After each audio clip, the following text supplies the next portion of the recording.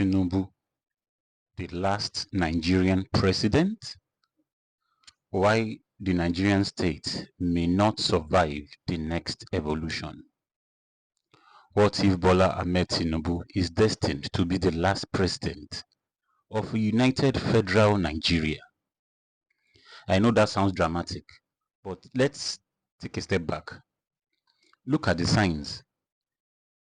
Insecurity everywhere, slow economic recovery, religious polarization, ethnic distrust, and a federal system that only exists on paper. I am recording this in the aftermath of the terrorist attacks in Kwara State, and the attack that claimed the life of a brigadier general in the army. Nigeria is standing at a crossroad, and the road we take next might define whether we will remain one country or split into several. Welcome to my YouTube channel where we discuss politics, governance, and societal issues. Kindly like, share, and subscribe to this channel. Thank you. The cracks in the foundation. Our founding sin as a nation isn't corruption. It is forced unity. Nigeria didn't come together by consent. It was merged by colonial masters for their convenience. Our different beliefs, ways, and values didn't matter. Since independence, every region has been pulling in different directions, pretending to be one. Let's break it down. The North, which is the Hausa, Fulani, and the allied groups. The North with the largest population, which is questionable to some, has historically seen itself as the balance of Nigeria and fear losing national control to the more economically advanced South. Deeply Islamic in many parts, the North is wary of what it perceives as Southern liberalism, which they are afraid will undermine Islamic values.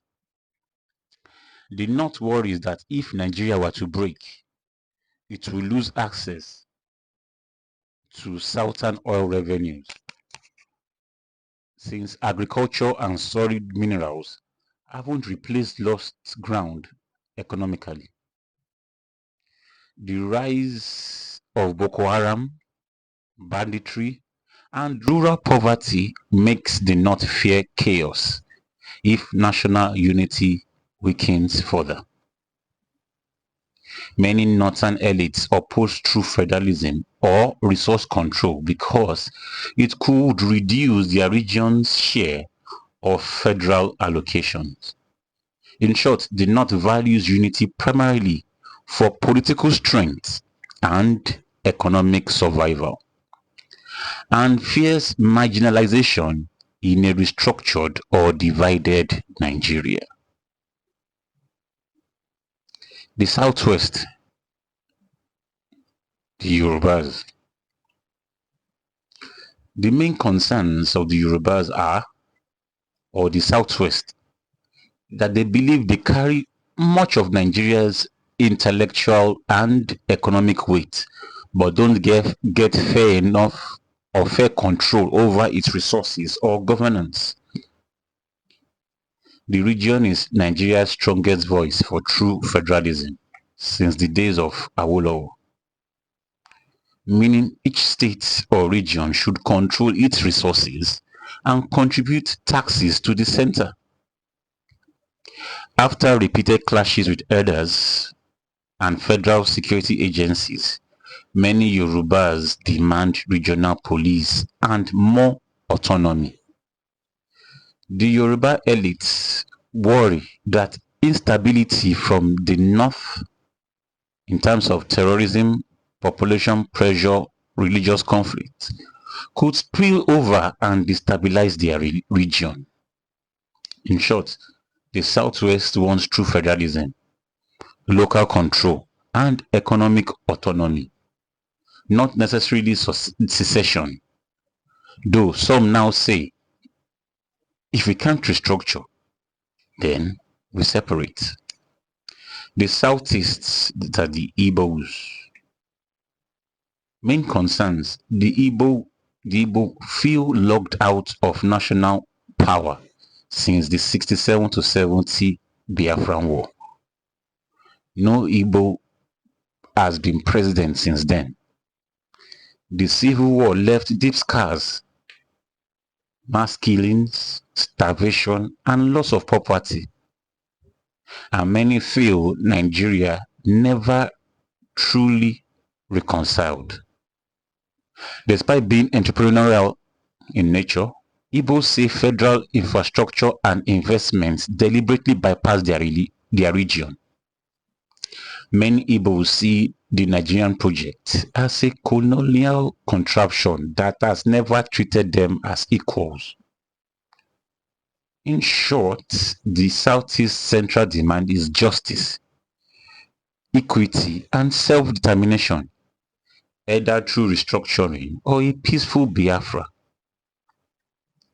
The South-South, which is the Niger Delta. The main concerns are Their main concerns are they produce most of Nigeria's wealth in terms of oil and gas, but live in poverty with polluted lands and devastated environments. Decades of oil spills, gas flaring, and neglect have left communities destroyed. They want to keep a larger share of their oil revenues rather than feeding a federal system they see as exploitative. Despite the 2009 amnesty, the region still feels manipulated by both northern and other southern elites. In short, the South-South wants economic justice, environmental repair, and greater autonomy. Not necessarily separation, but real control of their resources. This is not unity. It is survival under suspicion. Religion as a divider, not a guide. We've allowed religion to become a political weapon instead of a moral compass. The two major religions, Christianity and Islam, are powerful tools for peace. But in Nigeria, politicians use them for manipulation. Examples you can touch. 1. Appointments balanced not by competence, but by religious quota. 2. National policies shaped by fear of religious reaction. 3. The constant narrative of Muslim North versus Christian South.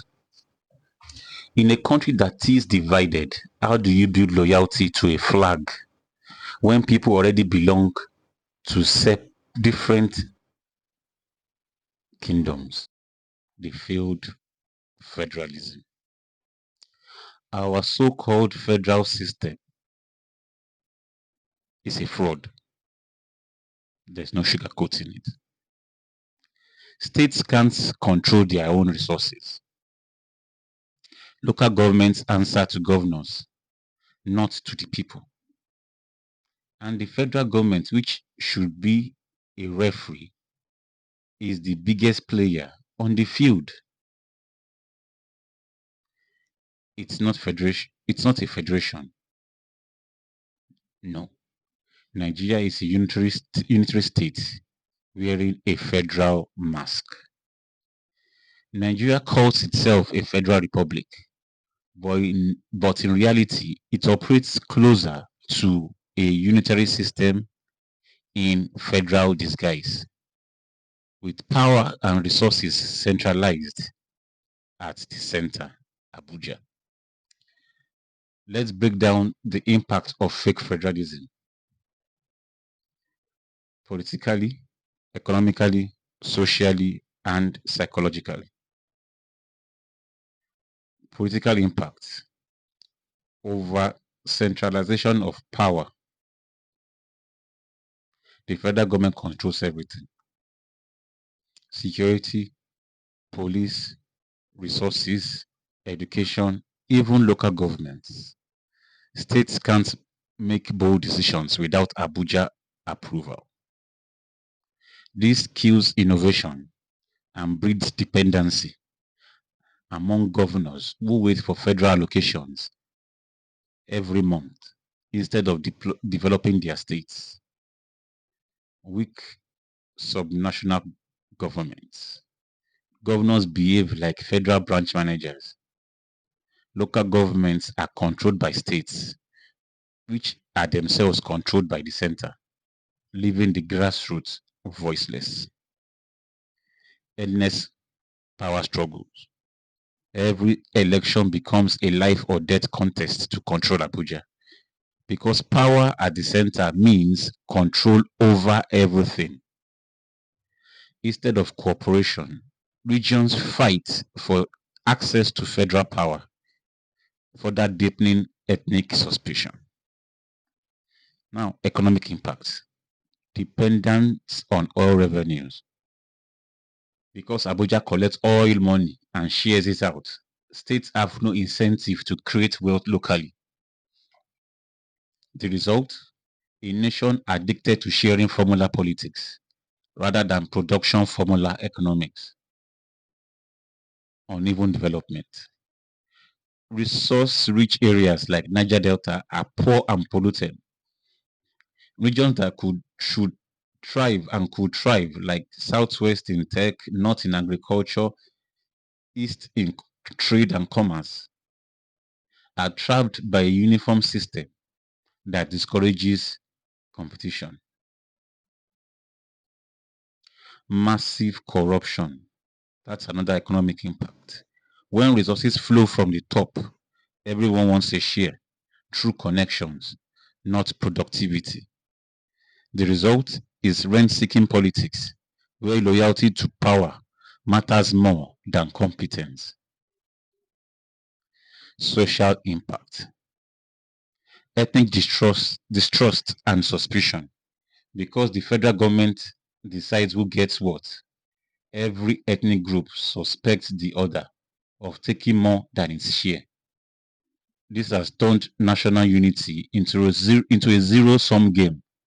If you win, it means I lost. In inequality and injustice. Another social impact is inequality and injustice. Many communities feel marginalized, ignored, or oppressed. This fuels resentment, leading to separatist movements like IPOB, Yoruba Nation, and Niger Delta militancy. Erosion of meritocracy. Federal character and quota systems meant to promote inclusion have often sacrificed merit for balance. Instead of fostering unity, they've created a sense of entitlement and mediocrity. Psychological impact. Loss of ownership. Ordinary Nigerians don't feel ownership of the Nigerian project. Our oil, our government, our future. These phrases sound hollow because the system alienates the people. Hopelessness and cynicism. Many Nigerians believe no matter the amount of hard work you put in, that can change their reality, leading to mass emigration, Japa syndrome. Another is cybercrime and political apathy, identity crisis. One of the psychological impacts is identity crisis. Instead of seeing themselves as Nigerians, we see ourselves as Yoruba, Igbo, Hausa, Ijo, or any of the ethnic nationalities where we come from, rather than Nigeria first. A national identity feels imposed, not organic. A colonial inheritance with no emotional glue. National consequences. Insecurity. Local governments can't protect themselves since security is federally controlled. Policy paralysis. Everything waits on Abuja. Reforms move slowly. Instability. The call for restructuring, secession, or regional autonomy grows louder every year as the country becomes more and more insecure. Nigeria's forced federalism is has created a nation of dependence, not federating partners. A structure where power is ordered, wealth is shared without productivity, and unity is demanded without justice. It's why the country remains rich in potential, poor in reality. Lessons from the world. Now let's step back. Nigeria isn't the first country to face this kind of identity crisis. Yugoslavia broke into several independent nations: Serbia, Croatia, Bosnia, etc. After years of ethnic tension, each now each of these countries is now charting a course of its own. Sudan split into Sudan and South Sudan in 2011 after decades of religious and ethnic wars. Yeah, still struggling, but at least now the people know what they are fighting for. Czechoslovakia peacefully divided into Czech Republic and Slovakia in 1993. Both are now stable democracies.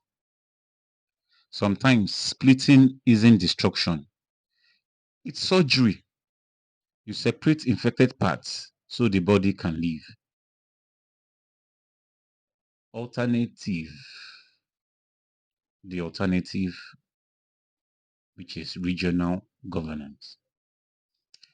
Yeah, there's another option.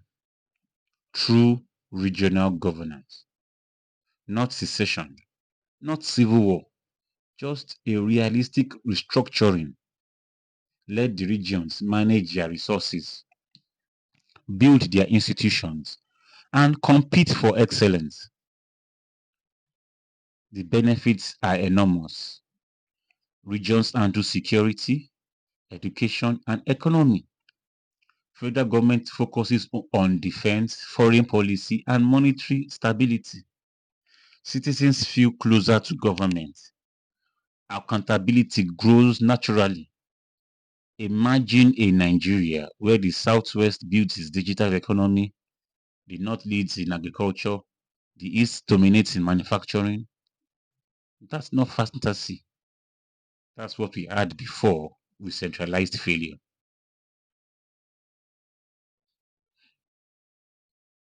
Post Tinubu Nigeria. That's why I say Tinubu might be the last Nigerian president. After him, the question won't be who rules Nigeria, but what is Nigeria?